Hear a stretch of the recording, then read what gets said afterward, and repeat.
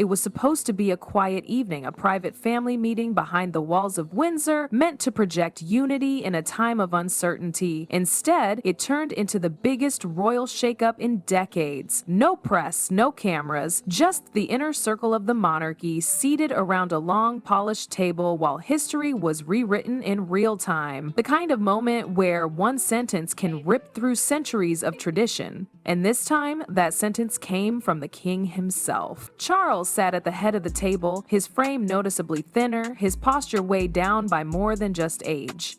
But in his eyes, there was no sign of weakness. Not tonight. Tonight, they were sharp, intent. The kind of stare that doesn't just speak, it commands. When he finally opened his mouth, it wasn't to welcome anyone or offer pleasantries. It was to deliver a verdict. Camilla had walked in moments earlier, confident and assured, carrying herself like a woman convinced her place was secure. She believed the meeting would be another formality, a symbolic show of stability before the public. But she was wrong, so wrong. The announcement came fast, direct. Charles looked at her and, without flinching, stripped her of the royal title she had fought to claim for decades. There was no build-up, no warning, just a cold declaration that shattered the room like glass. The crown she once wore, gone. The title of Queen Consort, revoked. In front of William, Catherine, Princess Anne, and the most senior royals, Camilla was publicly dethroned. For a second, no one even breathed. William's jaw clenched. Catherine blinked once, lips pressed in an unreadable line. Anne didn't even flinch, just stared straight ahead like she had seen this coming all along. But Camilla, her face crumbled. A look of disbelief washed over her features as she clutched the edge of the table, like the ground beneath her had disappeared. But the truth is, this moment wasn't born overnight. It was the final domino in a chain of slow-moving betrayals, power struggles, and whispers behind palace walls. For months, some say years, tensions had been building. Charles had been quietly losing patience with Camilla's growing influence, especially her repeated efforts to weave her family into the royal fabric. That was the line. Camilla's children and extended relatives started appearing in royal spaces, not just as guests, as participants. She fought for them to be more than background figures, but in Charles's eyes, this wasn't family integration, it was intrusion. To him, the monarchy was sacred, reserved for those of Windsor blood. Camilla's push to include her own bloodline wasn't just bold, it was blasphemous. And then came the charities, the royal foundations. Slowly but surely, reports started trickling in that Camilla was rebranding them under her own name, redirecting influence, and overshadowing causes that had long been pillars of the crown. Trustees raised concerns. Whispers turned into full-blown complaints. And while the press barely caught wind of it, Charles did. Every quiet rebellion, every overreach, it all added up. William and Catherine watched it happen too. They didn't interfere, they didn't complain, but they saw the public beginning to turn. Crowds who once clapped now watched Camilla in silence. Every new headline about her family's finances or private dealings made it harder for the monarchy to keep its distance.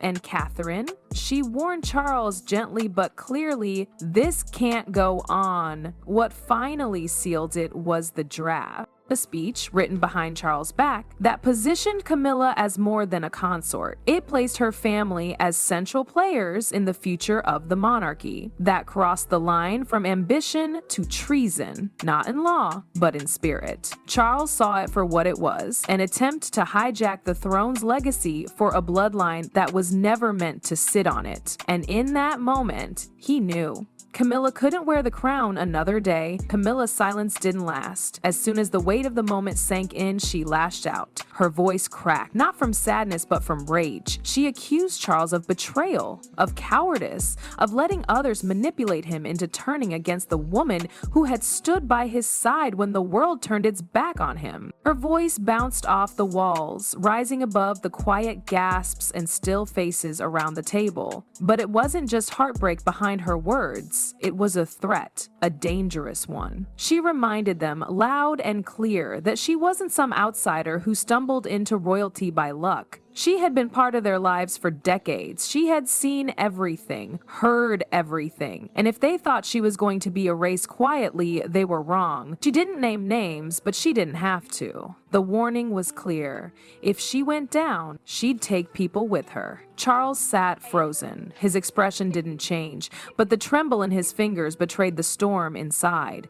William tensed, his eyes fixed on Camilla, like he was bracing for impact. Catherine didn't move, didn't blink, her face unreadable, yet composed. Anne leaned back ever so slightly in her chair, but her gaze stayed locked on Camilla, sharp as ever. No one said a word. It wasn't the shouting that scared them, it was the truth behind it. Camilla knew too much. She had read letters, overheard private conversations, been present for moments no one else was. And if she truly decided to go public, the fallout could be catastrophic. Private affairs, unspoken rivalries, old wounds that had only barely healed. If even a fraction of what she knew made it to the press, the royal family wouldn't just face embarrassment, they'd face collapse. Behind the scenes, palace aides were already scrambling. Word had leaked that something significant had happened. Phones lit up, journalists began sniffing around, and inside the palace, staff rushed to contain a crisis that wasn't just personal, it was institutional. The decision to strip Camilla's title had been firm, but the consequences were just beginning to show. In a matter of hours, the royal PR machine was in full motion. The question was simple, but impossible. How do you explain to the world that the Queen Consort no longer exists? Some advisors argued for silence, to let speculation burn out on its own. Others begged Charles to make a public statement to frame the decision as a noble act of protection for the monarchy, for the future, for the people. But no one had a real answer for the one thing that scared them all. Camilla talking. The threat of exposure wasn't theoretical. Everyone knew she had evidence, letters, memos, even casual remarks made in private that could be twisted into scandal with the right headline. And it wasn't just about Charles, it was about everyone in that room. William's frustration with his father, Anne's refusal to acknowledge Camilla as an equal, even Catherine's guarded criticisms of Camilla's conduct, they were all part of the tapestry of palace drama that Camilla had watched quietly and closely for years. Meanwhile, outside the palace gates, the public was already turning the moment into wildfire. Social media exploded with theories, news channels ran with insider leaks. Was it divorce? A health issue? A scandal waiting to erupt? No one knew the truth, but everyone felt it coming. And at the center of it all, Camilla packed her things in silence. But before she left the palace grounds, she made one final phone call. Not to Charles, not to William, but to an old contact in the press. Just 5 words left her mouth. I'm ready to talk now. The phone call sent shockwaves through the palace long before anything was printed. Camilla hadn't even left Windsor's gates when word reached the press office. She was preparing to speak, not in a carefully managed statement, not through a palace-approved outlet. She was going off script, and nobody knew what she'd say. The royal family, built on control and centuries of silence, now faced something it had never truly prepared for. A full-blown personal rebellion from within. Charles retreated to his private quarters, his advisors circling like hawks. Some pleaded with him to get ahead of the story. Others urged him to release a counter-narrative, framing Camilla as emotionally unwell or manipulated. But Charles wouldn't do it. For all the rage and betrayal, he wouldn't smear her, not publicly, and that silence only fueled the press. The next morning, the front pages were brutal. Camilla cast out, screamed one. Windsor war erupts behind closed doors, said another. And then came the feature piece, an exclusive. No quotes, no full transcript. Just enough to rattle the palace. Camilla hadn't gone fully public yet, but the reporter confirmed they had met. She'd hinted at letters, conversations, recordings. She wanted to tell her story. She wanted the truth out, and she wanted revenge. William held a private meeting that afternoon with key palace staff. His message was clear: protect the institution at all costs. He knew this wasn't just about his stepmother. It was about what came next. If Camilla released anything that weakened Charles' legitimacy, it could impact his own future. The monarchy didn't survive drama, it survived dignity. Catherine joined him in every meeting, offering calm leadership that others immediately rallied behind. Her presence was no longer symbolic. She was quietly becoming becoming the crown's stabilizing force. Catherine stepped into the public eye that week more than usual. Hospital visits, school events, quiet appearances with William.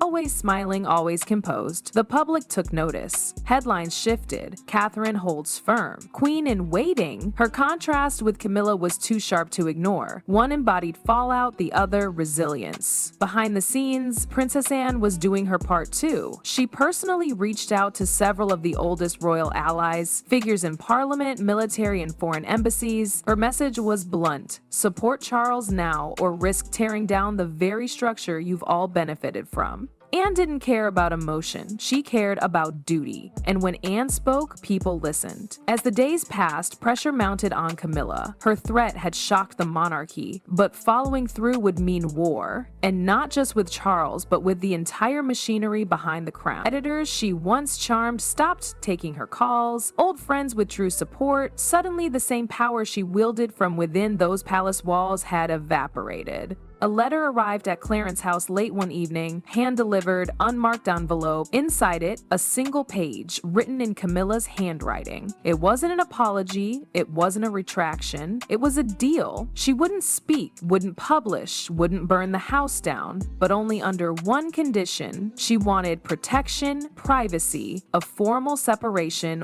without scandal, and she wanted her legacy, what was left of it, to be preserved. No takedowns, no smear campaigns, just a quiet exit. Charles agreed. The next morning, a statement was released. Calm, polished, devoid of drama. It spoke of personal transitions, of private decisions, of mutual respect. Camilla was stepping away from public life to focus on her family. No mention of titles, no mention of fallout, but everyone understood what had really happened. The queen consort was gone. And in her place, a silence returned to the palace, not the uneasy kind, but the kind that comes after a storm has passed. For now, the monarchy had survived, but it would never be the same again.